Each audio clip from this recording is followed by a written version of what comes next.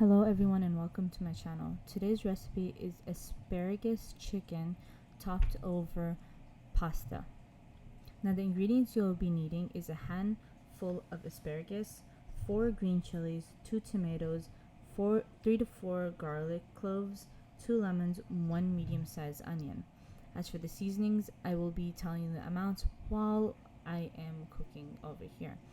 Now I like to use fresh garlic. Now if you do not have fresh garlic, you can use around a tablespoon of ground garlic. I like my stuff a little bit more garlicky, so instead of 3 to 4 cloves, I decided to use 5 cloves and mashed it with some water. Now you put the garlic into the chicken and you start topping it with the seasonings. The seasonings you'll be needing is 1 tablespoon of parsley,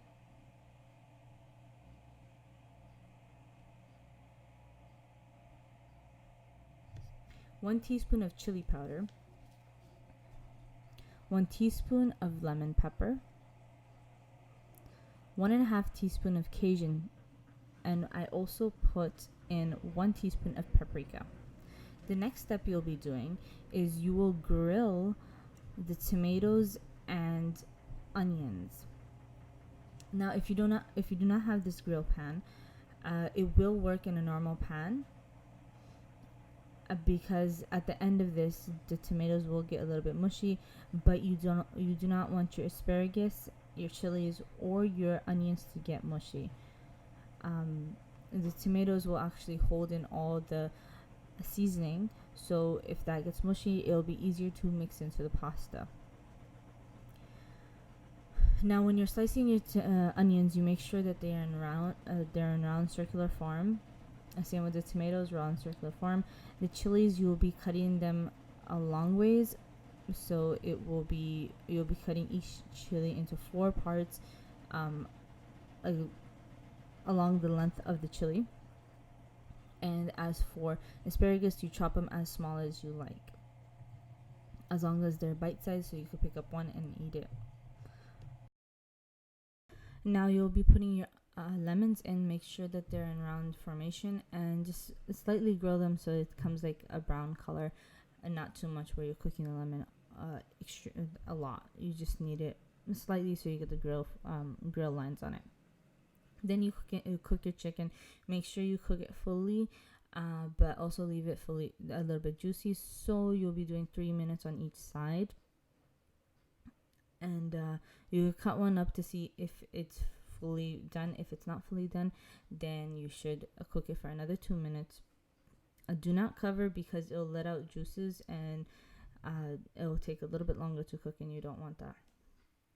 Now in a different pan, what you are going to do is you'll be taking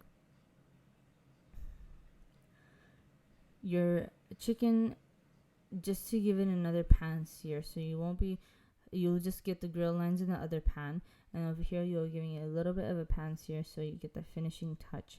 And over here, if you want to cover for a little bit to get a little bit juices out, that is totally fine, because you'll be cooking the rest of the seasonings into the leftover juices and oil over here, so you won't be changing the oil here. Now you throw in your tomatoes, and you're gonna let that cook for like a few seconds, and then you'll throw in the rest of the ingredients. Next thing you will be putting in will be the chilies, then asparagus. Now the seasoning, there are 2 seasonings that I put in here extra that I forgot to mention in the beginning. It is salt and onion powder. Now I kind of eyeballed it over here, so your onion powder will be around half a teaspoon, and as for your salt, that will be a full teaspoon. Now when you are making pasta on the side, so pasta you should have made before you started this, so you have pasta sitting on the side, make sure you have your pasta salted. And say you forgot to salt your pasta, then in that case you will put 2 teaspoons of salt into this, so that you do not have a bland tasting pasta. But I highly suggest that you put salt in your pasta while you are boiling it, so you do not have to do this, because if it gets over salted, then it will not taste good.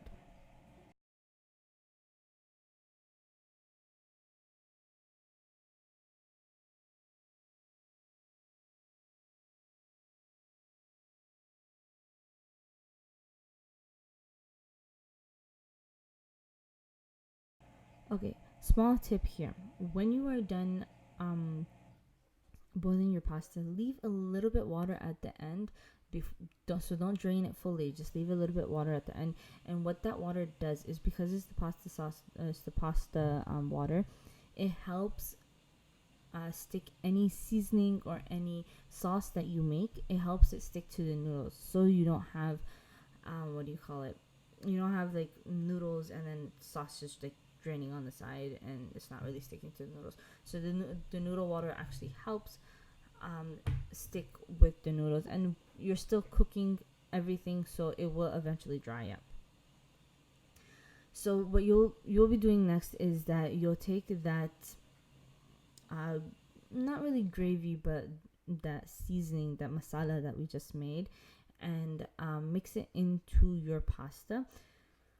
Now be careful when you're mixing it in. You don't want to break your pasta. So once I have that in, I throw in the onions.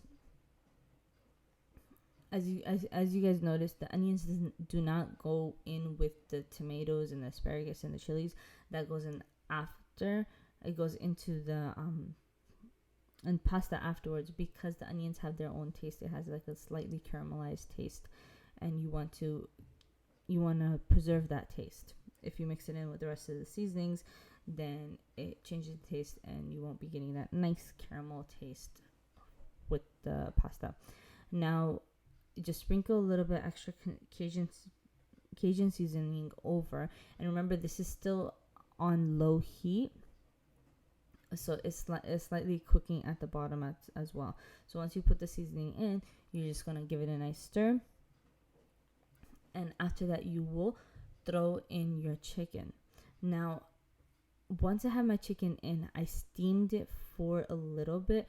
So you put your chicken in, and then you slightly move the noodles a little bit so the chicken kind of falls in a little bit, and then you steam it for around 5 minutes on low heat, not on medium, not on high, on extremely low heat, because if you do it any higher than that, it will burn from the bottom, and you don't want that burn taste in there. So low heat, steam for 5 to 10 minutes, covered, and after that you will be done with your pasta. Now, this can be served as a side dish or a main dish, whatever your preference is. I like sprinkling some extra Cajun seasoning on top. That is, of course, an optional. Now, if you do like this video, please give it a thumbs up, and don't forget to subscribe. If you want to know about my latest videos, just press the notification bell icon on the bottom, and you'll get notifications every time I put up a video. If you have any ideas for recipes that you would like to try, please leave a comment down in the comment section below.